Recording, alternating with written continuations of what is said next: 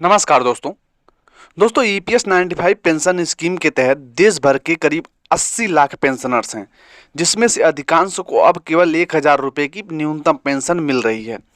महंगाई और जीवन यापन की लागत कई गुना बढ़ चुकी है, लेकिन पेंशन राशि में वर्षों से कोई ठोस बढ़ोतरी नहीं हुई।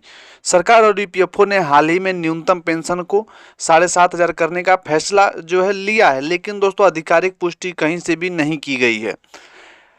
2014 में 1,000 रुपये की गारंटी तय हुई थी। उसके बाद लगातार मांगों के बावजूद सरकार ने पेंशन में बढ़ोतरी नहीं की।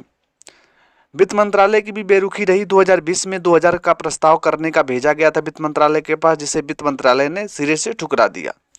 संसदीय समिति की चेतावनी भी दी गई थी। संसद की स्थायी समिति ने 2025 के अंत में ईपीएस का स्वतंत्र मूल्यांकन और पेंशन बढ़ोतरी पर तुरंत काम शुरू करने को कहा था, लेकिन अमल में देरी है। ईपीएफओ बार बार ऑनलाइन सेवाओं और प्रक्रिया की बात करता है, लेकिन जमीनी स्तर पर पेंशन की समस्याओं का समाधान अभी तक नहीं हो पाया। 1,000 रुपये में गुजारा करना आप लोगों को भी पता है कि असंभव है। आज के समय में 1,000 रुपये में दवा, किराया, बिजली, राशन और इलाज कराना बिल्कुल असंभव है। स्वास्थ्य संबंधी संकट भी उमड़ रहा है। उम्र के साथ बीमारियां बढ़ती हैं, लेकिन पेंशन इतनी कम है कि बुजुर्गों को इलाज भी नहीं करवा पाते। इज्जत का सवाल। वर्षों तक देश की सेवा करने के बाद भी बुजुर्गों को नाम मात्र की पेंशन मिल रही है। समाज और सरकार से सम्मान की जगह उपेक्षा मिल रही है। परिवार पर बोझ। कम पेंशन के कारण कई बुजुर्ग अपने बच्चों या रिश्तेदारों पर आर्थिक रूप से निर्भर हो गए हैं, जिससे आत्मसम्मान को ठेस पहुंचती है। 186 से ज़्यादा संस्थाओं और लाखों पेंशनर्स के बार बार प्रदर्शन, भूख हड़ताल और ज्ञापन दिए, लेकिन सरकार ने लंबे समय से इसे अनदेखा किया।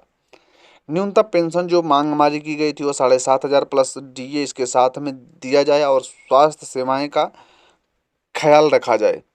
ये चीज़ हमारी मांग रही है, शुरू से लेकर लास्ट तक इस मांग पे हम अमल करते आए हैं। चुनावी के समय वादे होते हैं, लेकिन बाद में फाइलें दब जाती हैं। पेंशनर्स को केवल आश्वासन मिलता है, समाधान अभी तक कहीं से भी मिलता नज़र नहीं आ रहा है। कई पेंशनर्स आंदोलन करते समय आप देखोगे कि वो दुनिया छोड़ गए हैं। जिन बुजुर्गों ने पेंशन की लड़ाई शुरू की थी, वे न्याय की आस में इस दुनिया से चले गए। उनके परिवार आज भी न्याय की राह देख रहे हैं। सरकार की जवाबदेही क्या है? सरकार के पास इन बुजुर्गों के खोए हुए वर्षों से स्वास्थ्य सम्मान की भरपाई का कोई जवाब नहीं है। न तो उनका दर्द कम हुआ और न ही उनकी आर्थिक स्थिति सुधरी। ईपीएस 95 पेंशनरों का आंदोलन देश के सामाजिक न्याय और सरकारी जवाबदेही की सफलता का प्रतीक बन गया। हमें 30 से 35 साल हमारे बुजुर्गों ने देश की सेवा की। अब सरकार हमें सिर्फ 1,000 रुपये जिंदा रहने के लिए दे रही है, वो पेंशन के नाम पे। सबको पता है दवा, किराया, बिजली, इलाज सब महंगा हो गया है, लेकिन हमारी पेंशन वहीं की वहीं बनी हुई है। सरकार सिर्फ वादे कर रही है, हकीकत में कुछ भी आप देखोगे नहीं हो रहा है ज़मीनी स्तर पर।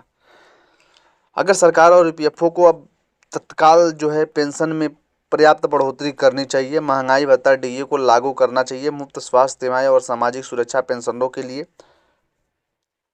अलग बजट और स्वतंत्र मूल्यांकन पेंशनर की आवाज़ को नीति निर्माण में प्राथमिकता देनी चाहिए।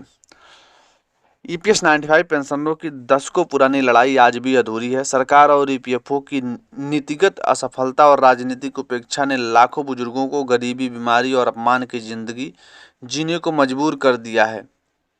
जिन बुजुर्गों ने आंदोलन शुरू किया था अब वे नहीं रहे। सरकार उनके दर्द की भरपाई भी नहीं कर सकती। अब भी सरकार को ठोस कदम नहीं उठाए तो सामाजिक न्याय और मानवता दोनों के लिए बड़ी हार होगी। ईपीएस 95 पेंशनर तो लगातार अपने कृवंत में लगे हुए हैं, अपने काम पे डटे हुए हैं। ईपीएस 95 पेंशनरों ने अब ये तय कर लिया है कि जिस अपेक्षा से वो जी रहे हैं, अगर सरकार उनको योगदान देती है तो ठीक है, नहीं तो सिर्फ दो ही नारा उनके पास बचा है, करो या मरो। खोने के लिए बुजुर्गों के पास कुछ नहीं है, पाने के लिए बहुत कुछ है। आगे अच्छी चॉइस है, अच्छी ज़िंदगी है, क्योंकि 1,000 रुपये की ज़िंदगी में क्या कोई काट सकता है? हमारे नेता मंत्री जिनको लाखों की पेंशन मिल रही है, हज़ारों की पेंशन मिल रही है, उन लोगों का एक चाय की कीमत हमें महीने भर की पेंशन दी जा रही है। तो इस प्रकार से ये सोचने वाली बात है। सरकार को इस पे गंभीरता से ध्यान देना चाहिए और हमारे बुजुर्गों के लिए सोचना चाहिए। हमारे बुजुर्ग ही देश की शान है और देश की शान रहेंगे। बुजुर्गों ने इस देश के लिए क्या कुछ नहीं किया है, क्या कुछ त्याग नहीं किया है हमारे बुजुर्गों ने। ये सरकार को भी सोचना पड़ेगा और इस देश के सिस्टम को भी सोचना पड़ेगा और हमारे ईपीएफओ के निर्माता